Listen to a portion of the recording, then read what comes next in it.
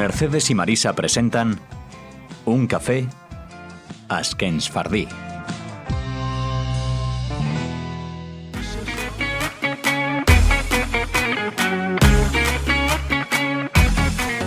Shalom. Un día como hoy es la palabra perfecta para comenzar este programa.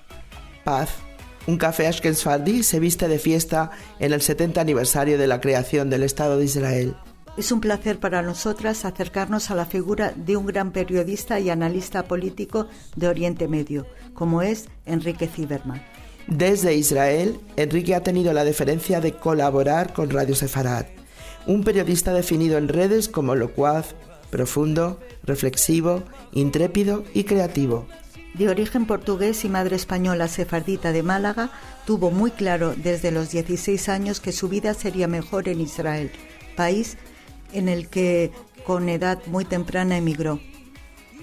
Colabora con cadenas de televisión españolas, la BBC, el periódico La Vanguardia y otras publicaciones, ya que se hizo corresponsal en 5 idiomas: inglés, español, portugués, francés y hebreo. Ha entrevistado entre muchos a personalidades de la talla de Isaac Rabin, entrevista que tuvo lugar la víspera del atentado que le costó la vida, a Yasser Arafat, Shimon Peres, Omar Bin Laden, el hijo de Osama, Mahmoud Abbas. Sin olvidarnos del Papa Francisco, al cual conoció a través de un amigo común, el Rab Abraham Skorka, que le facilitó la entrevista con su santidad. El mismo Papa le denominó Ángel de la Paz en un encuentro que tuvo lugar en junio de 2013. Un camino brillante, reconocido y galardonado por, entre otras, con la Orden del Mérito Civil, siendo condecorado en 2012 por el rey don Juan Carlos I. Es este el momento de recibir ante nuestros micrófonos, hoy vestidos de fiesta, a Enrique Zimmerman, y que conste que su brillante trayectoria ha sido muy resumida. Podríamos pasar el programa entero hablando de él. Y lo importante ahora no es hablar de él, sino con él. Hola Enrique, bienvenido a nuestra emisora. Estamos encantados de compartir nuestro tiempo con usted. En esta fecha Muchísimas gracias, es un gusto estar con vosotras también. Enrique, en estas fechas de celebración del 70 aniversario del nacimiento del Estado de Israel, queríamos saber una valoración por su parte del momento actual que atraviesa el país. Bueno, Israel realmente es un país que, como decía Abba Eban, el histórico diplomático israelí, en Israel quien no cree en milagros no es realista. Y es que realmente es esa la sensación, ¿no? Yo llevo más de 4 décadas en este país y la diferencia que hay entre lo que era cuando yo llegué con lo que es hoy en día es brutal. O sea, realmente Israel era un país en los años 70 muy modesto, un país, yo diría, muy socializado de alguna manera, en que a mí cuando llegué y cuando lo vi por primera vez me recordaba a Albania, yo decía, o sea, entrabas en un supermercado y era todo, no había casi nada, era todo un país realmente muy austero. Y hoy en día Israel es una potencia a pesar de todo, es una potencia en muchos campos, que ha conseguido logros extraordinarios, empezando por el tema del idioma, por ejemplo, o el tema de lograr la supervivencia a pesar de una larga guerra desde 1948 y prácticamente hasta hoy con ciertos una decena de explosiones en el medio. A pesar de todo, el Israel de hoy es un Israel mucho más fuerte, es un Israel mucho más seguro de sí mismo, seguro de su existencia y planeando el futuro. Es un país que se convirtió en un estado de referencia en todo lo que tiene que ver con tecnología, todo lo que tiene que ver con ciencia, con cultura. O sea, los logros son realmente fuera de serie, pero de alguna manera los desafíos también lo son. Hemos comentado a nuestros oyentes que usted llegó al país con 16 años. Entonces, ¿realmente han cambiado mucho las cosas en estos últimos 30 años? Enormemente. O sea, yo llegué aquí cuando un par de años después de la guerra del Yom Kippur del 73 y era un país que aún estaba en luto, un país que aún se sentía en el aire la tristeza provocada por la muerte en la guerra de más de 2.000 soldados israelíes, era algo bastante distinto. Hoy en día Israel es un país un país de vanguardia, un país que está en la primera línea. No hablemos ya solamente de la región, sino yo creo que en general en la comunidad internacional Israel es un país que ha dado realmente pasos gigantescos. O sea, yo creo hoy por hoy el ingreso per cápita de Israel ha conseguido pasar el de varios países europeos de gran importancia, se acerca a los $40,000. Y sin embargo hay problemas, a pesar de todo, hay una gran crisis también alrededor de Israel que afecta a Israel, que por un lado esto que estamos viendo, por ejemplo, que ocurre en estos momentos en Siria, estos días, esto obviamente causa preocupación en el país y por otra parte causa preocupación y provoca estado de alerta a pesar de todo, justo cuando Israel va a festejar sus 70 años, o sea, son momentos particularmente delicados. Al mismo tiempo hay logros. Israel es hoy en día un país respetado en la comunidad internacional por muchos factores, por sus logros desde luego, y hoy en día yo creo que muchos líderes del mundo vienen aquí buscando lo que le llamo las 3 T's: la tecnología israelí, la lucha contra el terrorismo, que es un factor y una amenaza muy importante para parte de la comunidad internacional y sobre todo en Occidente, y sobre todo ahora que Siria e Irak hemos visto como Daesh, el Estado Islámico, de alguna manera fue derrotado, pero el estallido está provocando que lleguen a Europa, a Estados Unidos, incluso sospecho que a América Latina también, y todo esto vienen aquí para aprender los sistemas de lucha antiterrorista israelíes, cómo lo hace Israel, que infelizmente tiene experiencia de décadas, y quizás la tercera T sea Trump, el contacto con la Casa Blanca, que muchos países del mundo intentan de alguna manera pasar por Jerusalén para llegar a Washington. Cuando se proclamó la independencia y se nombró a Israel como Estado, los países árabes rechazaron de plano al nuevo país. Actualmente el interlocutor que tiene Israel es Mahmoud Abbas. ¿Puede llegar la paz con él o es un líder cansado y desgastado? Realmente la guerra empezó antes de la independencia de Israel. Realmente los ataques de los 5 o 6 países árabes vecinos contra el futuro Estado independiente empezaron el día después de aquella resolución histórica, quizás la más importante para Israel, de la ONU, el día 29 de noviembre de 1947, cuando la ONU decide que este territorio hay que dividirlo en 2 estados, un estado judío y un estado árabe. Lo que ocurrió es que David Ben Gurión, el líder de entonces y el primer ministro que proclamó el Estado de Israel, con su pragmatismo entendió que era mejor pájaro en mano que ciento volando, y que aunque no era el Estado de sus sueños por su territorio muy limitado, lo aceptó inmediatamente. En cambio, los árabes, no solamente los que serían los palestinos en general, los árabes que vivían aquí, sino en los países árabes de alrededor, no aceptaron, ninguno de ellos aceptó.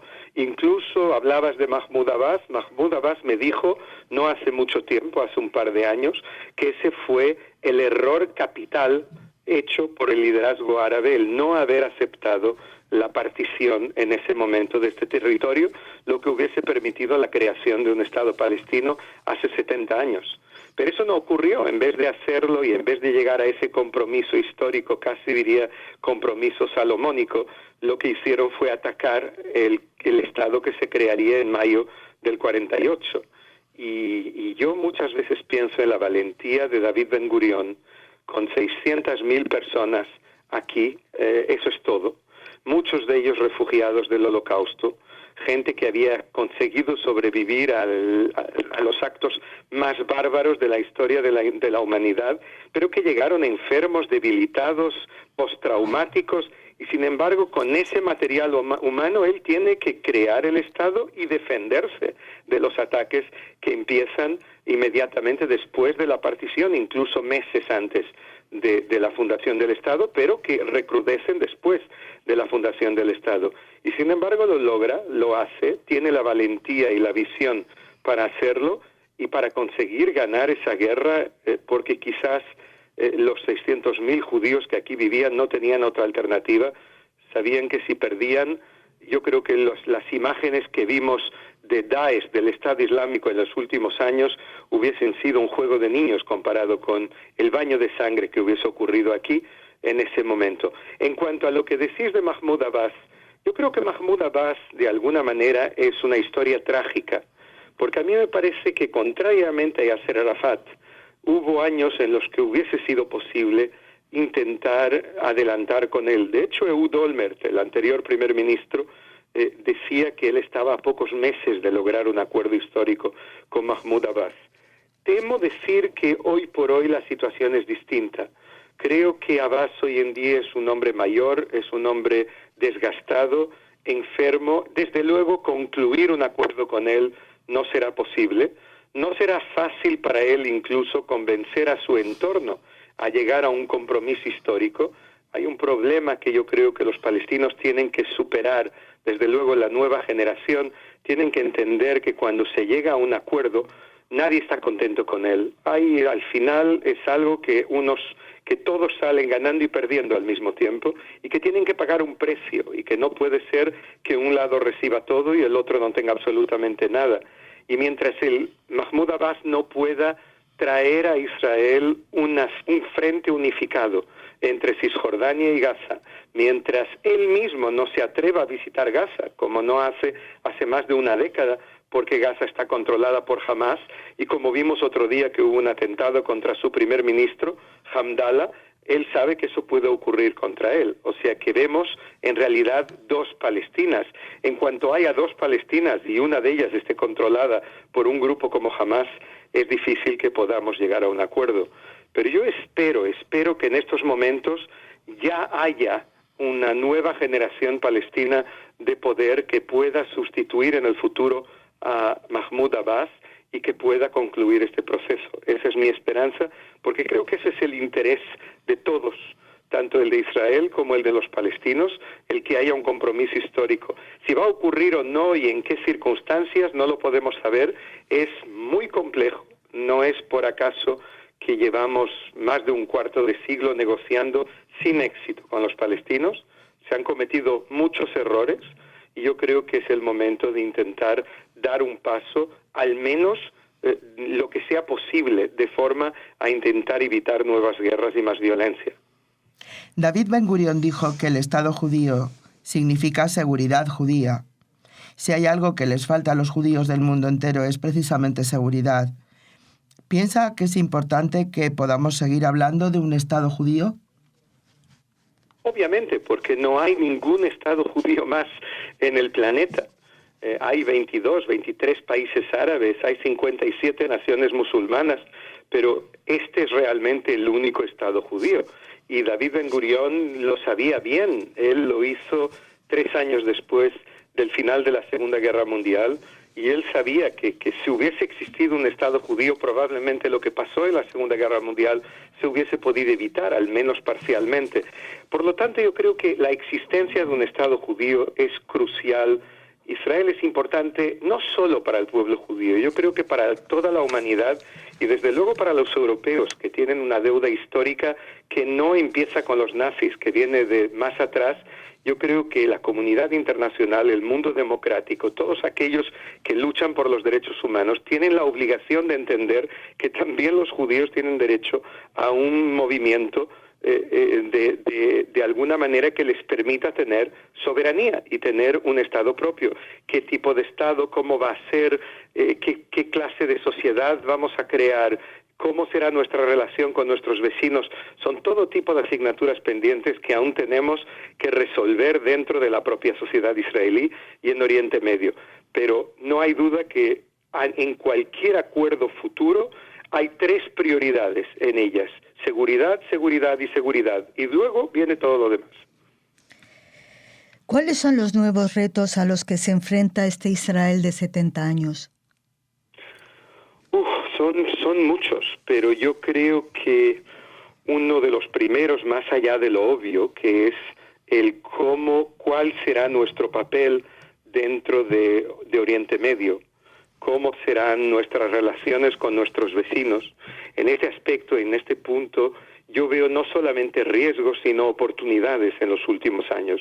Yo creo que los últimos 7 años de revoluciones árabes, lo que fue muy mal llamado primaveras árabes, cambiaron la geopolítica de la región de tal manera que hoy el mundo árabe suní, que es un 85% del mundo musulmán, busca de alguna manera algún tipo de alianza con Israel. Otro día, hace pocos días en Gaza, en una de estas manifestaciones violentas que hubo, vimos cómo quemaban la bandera, aparte de la bandera de Estados Unidos y aparte de las fotos de Netanyahu y de Trump, etcétera, quemaban también la foto de Mohammed bin Salman, el príncipe heredero de Arabia Saudí, que se puede convertir en rey en muy pocos meses y que es uno de los personajes quizás hoy en día más fascinantes de Oriente Medio. Y lo hicieron porque Mohammed bin Salman, el saudí, por primera vez quizás en la historia de forma pública, dijo que Israel tiene derecho a existir.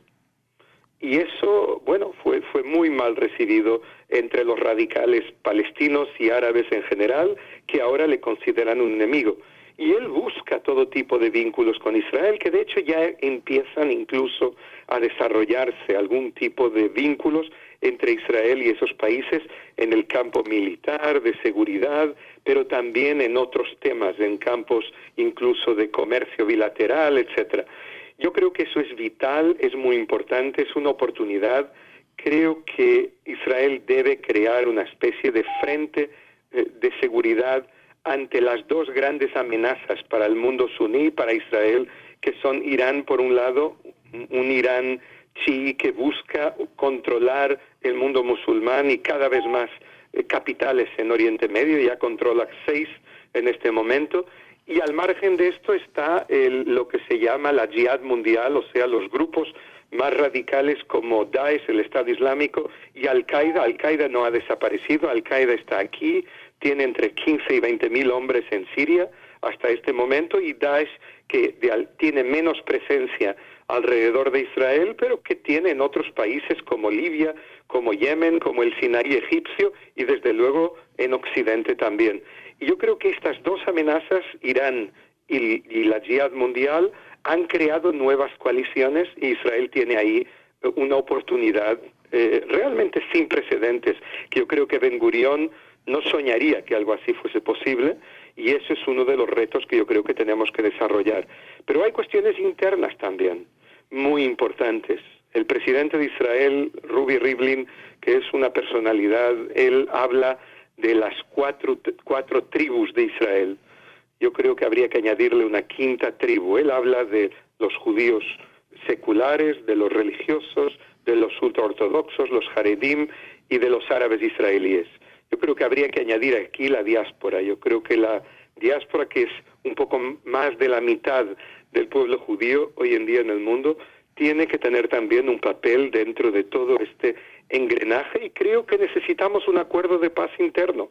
Necesitamos de sentarnos no solamente con nuestros vecinos, sino entre nosotros, decidir qué es lo que nos une a pesar de nuestras diferencias y qué tipo de pacto social podemos llegar a él que nos permita continuar viviendo juntos y desarrollando este país y celebrar muchos aniversarios más.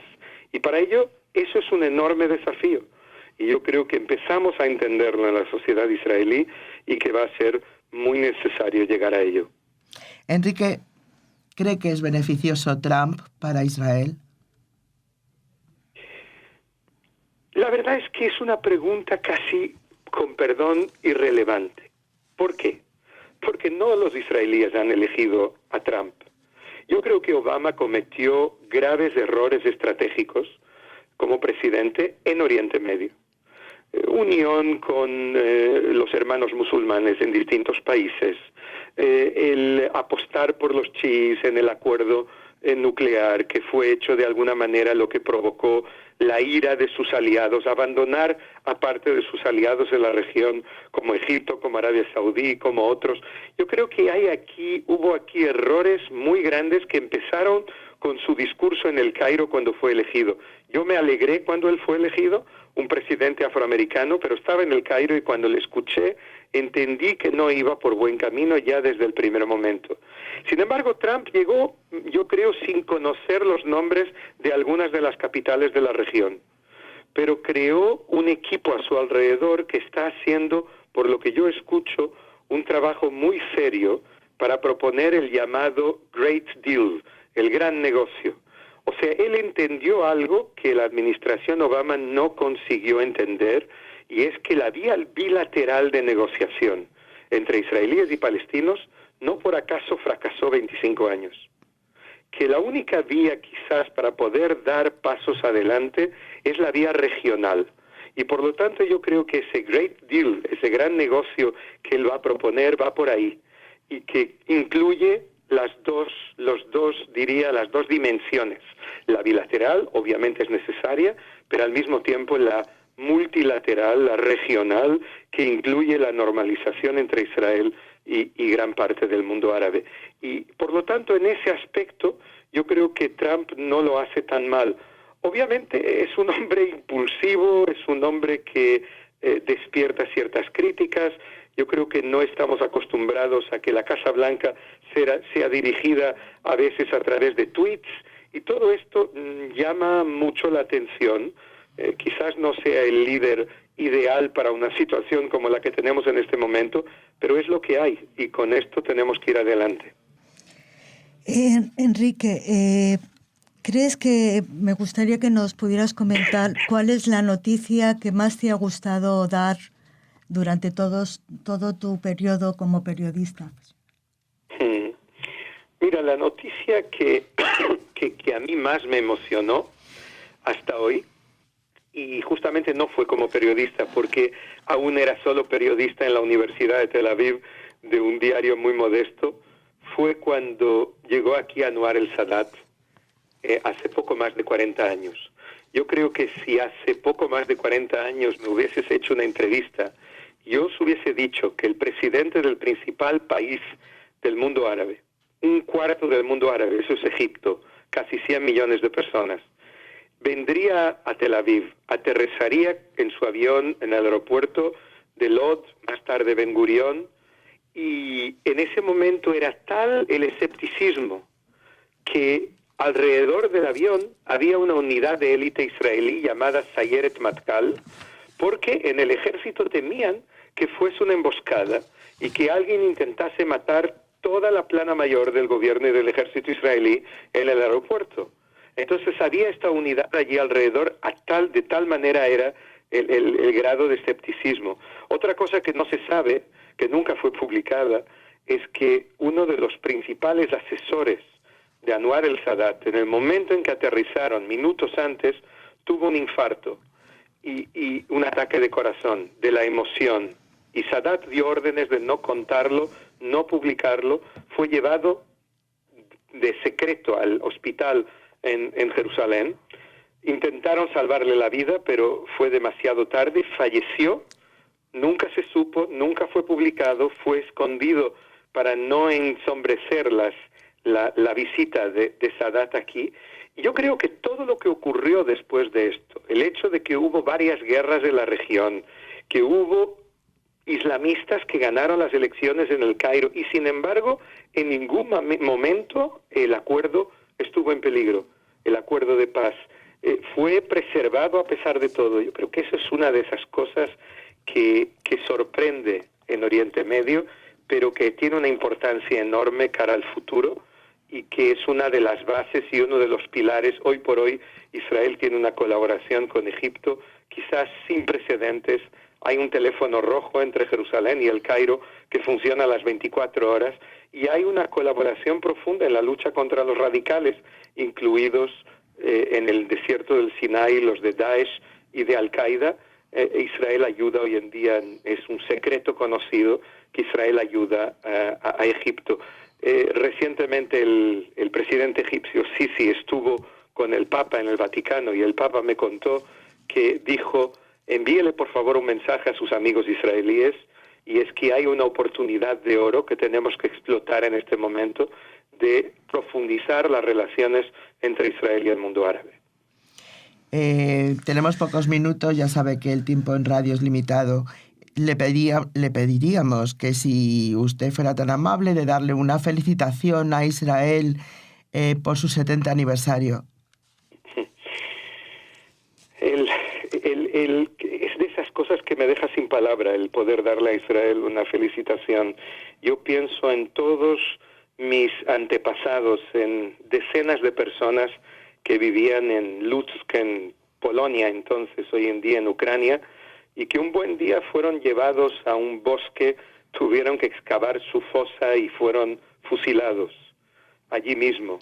Pienso en un tío abuelo mío que se fue a los bosques para morir combatiendo contra ellos en la misma ciudad de Lutsk, y que lanzó cócteles Molotov y disparó con una pistola él y sus compañeros hasta que les arrasaron con tanques. Y pienso, ¿qué pensarían ellos si supiesen que solamente 2 generaciones después, 3 generaciones después, todos sus descendientes vivirían en un Estado judío soberano, fuerte, seguro de sí mismo, con muchos retos, es verdad, pero al mismo tiempo con un futuro asegurado, convertido en el centro del mundo judío y en uno de los países más influyentes del mundo?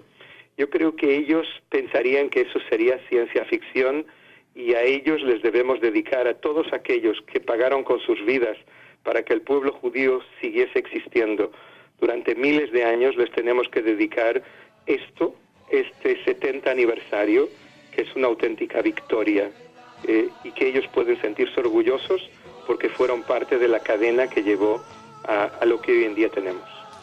Enrique, muchísimas gracias por su atención. Le deseamos una larga trayectoria y que pronto pueda dar esa noticia que todos esperamos, que en Israel Ojalá haya esa paz Muchas verdadera. Gracias.